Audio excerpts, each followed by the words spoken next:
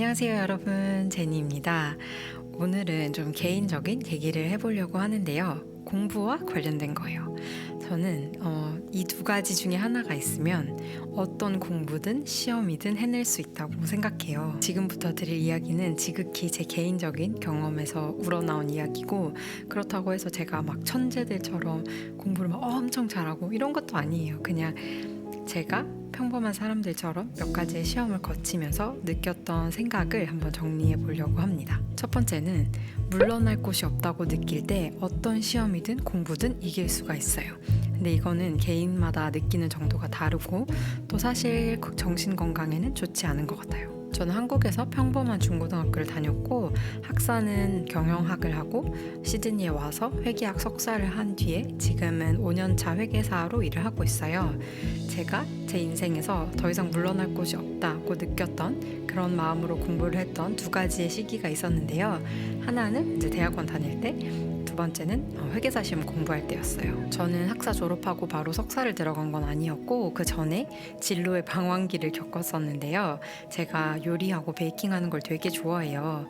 근데 대학교 다니면서 휴학을 하고 워킹홀리데이를 왔던 호주에서 호텔에서 일을 하면서 거기서 만났던 셰프들이 너무 행복해 보이고 멋있어 보이는 거예요. 그래서 나도 내가 좋아하는 거 하면서 살아야겠다. 경영학과를 잘 다니고 있었지만 빨리 진로를 틀어서 내가 호주에 와서 요리를 해야겠다라고 마음을 먹었습니다. 그래서 부모님을 설득을 하고 학사를 끝내자마자 호주에 와서 요리학교를 등록을 했어요. 그리고 6개월 만에 그만뒀습니다. 그냥 너무 힘들고 내가 이 일은 매일매일은 할 수 없겠다는 생각이 들더라고요. 그래서 한국에 가서 다시 비자를 바꾸고 석사를 신청을 해서 호주에 돌아와서 이제 대학원 생활을 시작을 한 거죠.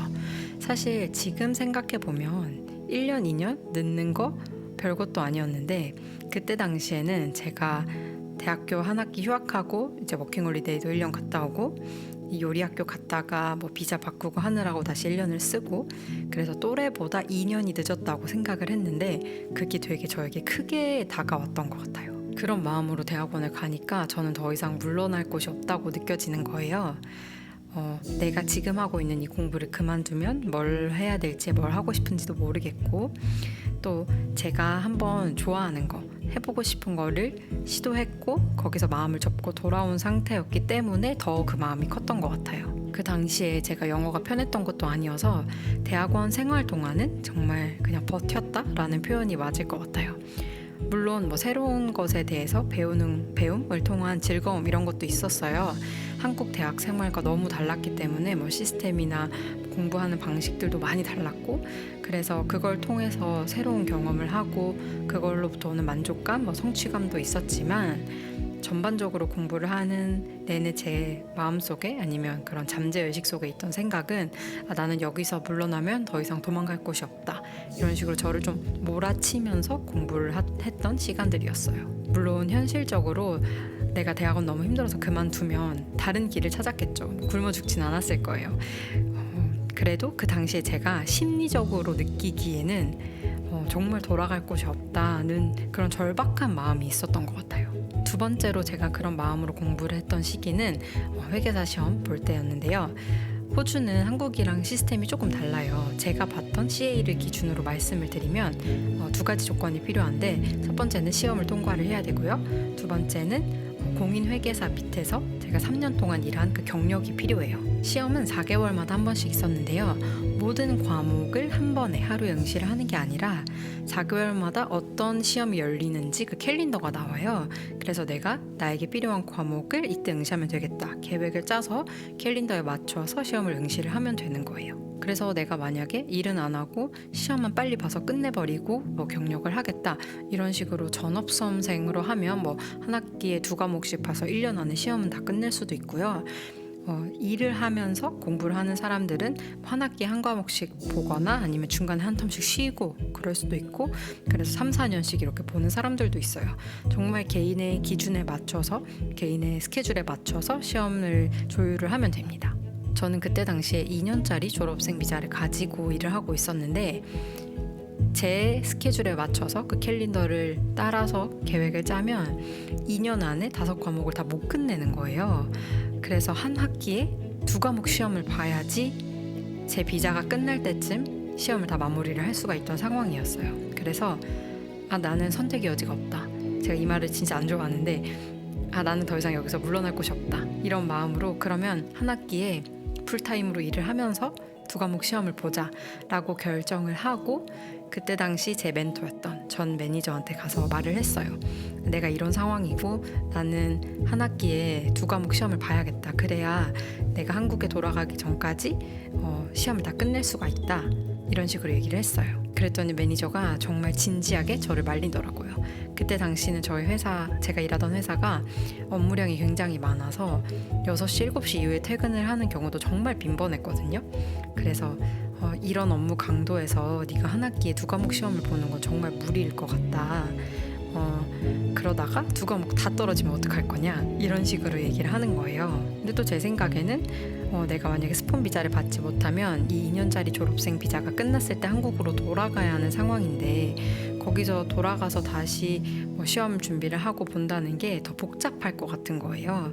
그래서 나는 내가 호주에 있는 동안 어떤 일이 있어도 무조건 이 시험을 다 끝내야겠다라는 생각이 아주 강하게 있었던 거예요.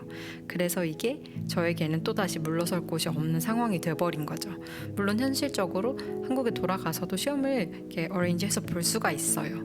근데 저한테는 심리적으로는 난 무조건 여기서 해야겠다. 돌아갈 수 없고 물러설 곳이 없는 상황이 되어버렸습니다. 이렇게 자신이 스스로 물러날 곳이 없다고 느끼면 공부는 하게 됩니다. 공부를 못하는 이유는 내가 공부를 할까 말까 계속 고민하고 있기 때문이에요. 또 내가 지금 하고 있는 공부를 하지 않더라도 은연중에 내가 할 수 있는 다른 무언가가 심리적인 방어막을 해주고 있기 때문입니다. 이 심리적 방어가 없는 사람은 할까 말까 고민하지 않아요. 그냥 합니다. 두 번째로 어떤 공부든 시험이든 해낼 수 있는 경우는 내가 실제로 그걸 즐기고 있을 때입니다. 저는 언어 공부가 여기에 해당한다고 생각을 해요.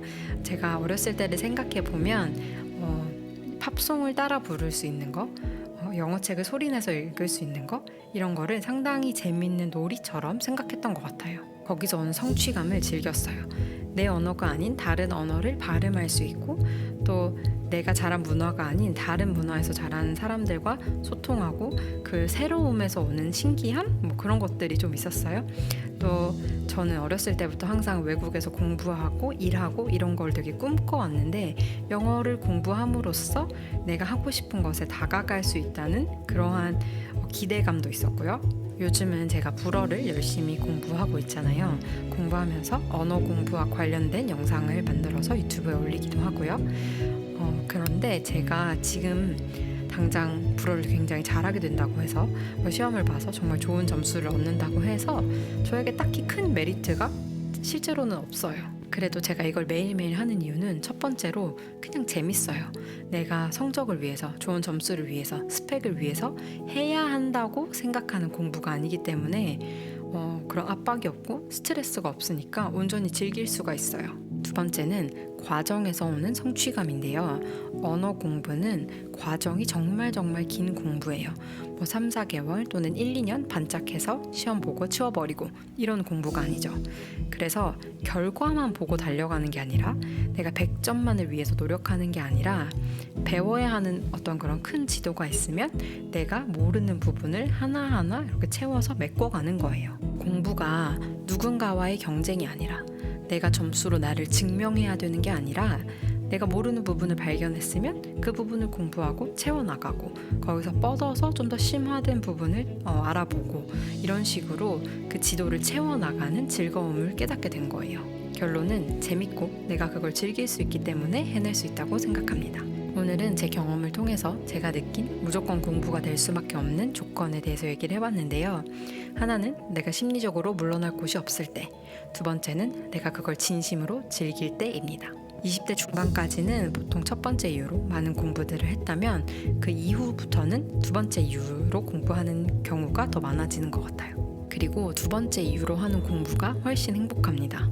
저는 어렸을 때는 사회에서 반드시 따라가야 하는 그런 흐름이 있고 내가 거기서 벗어나면 안 된다고 생각했기 때문에 그 안에서 생존하고 나의 자리를 만들어야 된다는 그런 강박으로 인해서 마음의 여유가 없었던 것 같아요. 물론 제가 물러날 곳이 없다고 생각하면서 했던 공부도 저에게 많은 기회를 가져다 주었지만 제가 어린 시절의 저를 다시 만날 수 있다면 두 번째 이유처럼 내가 정말 즐기면서 할 수 있는 공부를 찾을 수 있도록 도와주고 싶어요. 이 부분에 있어서 여러분들의 생각을 나눠주시면 정말 감사할 것 같습니다. 그럼 영상 봐주셔서 정말 감사드리고 저는 다음 영상에서 뵐게요. 안녕.